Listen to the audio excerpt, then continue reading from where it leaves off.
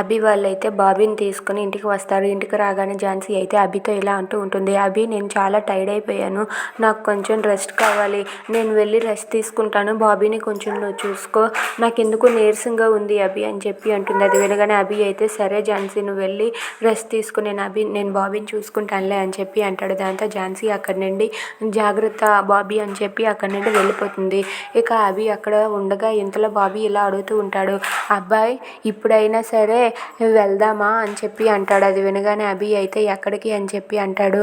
అదేంటి అబ్బాయి నువ్వే కదా అన్నావు మన ఇంటికి వెళ్ళాక నిన్ను అమ్మ దగ్గరికి తీసుకువెళ్తానని నాతో అన్నావు కదా, ఇప్పుడు మన అమ్మ దగ్గరికి వెళ్దాం పదా అబ్బాయి అని చెప్పి అంటాడు. అది వినగానే అభి ఒక్కసారిగా షాక్ అయ్యి అలా ఉండిపోతాడు. ఏంటి అబ్బాయి ఇప్పుడు కూడా నువ్వు నన్ను అమ్మ దగ్గరికి తీసుకెళ్ళవా అని చెప్పి బాబీ ఏడుస్తూ ఉంటాడు. అది వినగానే అభి అయితే ఏం మాట్లాడాలో తెలియక మౌనంగా ఉంటాడు. చెప్పు అబ్బాయి నాకు అమ్మని ఎప్పుడు చూపిస్తావు అబ్బాయి, ఎందుకు నాకు అమ్మ విషయంలో నన్ను ఇలా చేస్తున్నావు, చెప్పు అబ్బాయి నాకు అమ్మ కావాలి, నేను అమ్మతో పాటు కలిసి ఉంటాను అబ్బాయి, ప్లీజ్ అబ్బాయి అని చెప్పి అంటూ ఉంటాడు.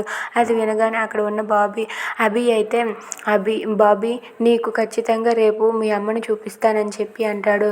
రేపు ఎప్పుడు చూపిస్తావు, రేపు స్కూల్కి వెళ్ళే ముందు చూపిస్తావా, స్కూల్ నుండి వచ్చాక చూపిస్తావా, నాకు నమ్మకం లేదు, నువ్వు ఎప్పటి నుంచి అడిగినా సరే నువ్వు అమ్మ గురించి చెప్పటం లేదు అబ్బాయి, నాకు అమ్మ కావాలి, నాకెందుకో నువ్వు చెప్పవన్న నమ్మకం నాకుంది అని చెప్పి బాబీ అంటాడు. అది వినగానే అభి అయితే లేదు బాబీ, ఖచ్చితంగా రేపు నీకు మీ అమ్మని చూపిస్తాను, రేపు నువ్వు మీ అమ్మతో పాటు కలిసి ఉందువు కానీ అని చెప్పి అంటాడు. అది వినగానే బాబీ అయితే నిజంగానేనా, లేకపోతే నిన్న మొన్న చెప్పినట్టుగా అబద్ధం చెప్తున్నావా అని చెప్పి అంటూ ఉంటాడు. అది వినగానే అభి అయితే లేదు రేపు డెఫినెట్లీగా నేను మీకు అమ్మని చూపిస్తానని చెప్పి అభి బాబీతో అంటాడు. అది వినగానే బాబీ అయితే నాకు అమ్మ కావాలి అని చెప్పి ఏడుస్తూ కన్నీళ్ళు పెట్టుకుంటూ ఉంటాడు. అది చూసి అభి అలా మౌనంగా ఉంటాడు. Please subscribe.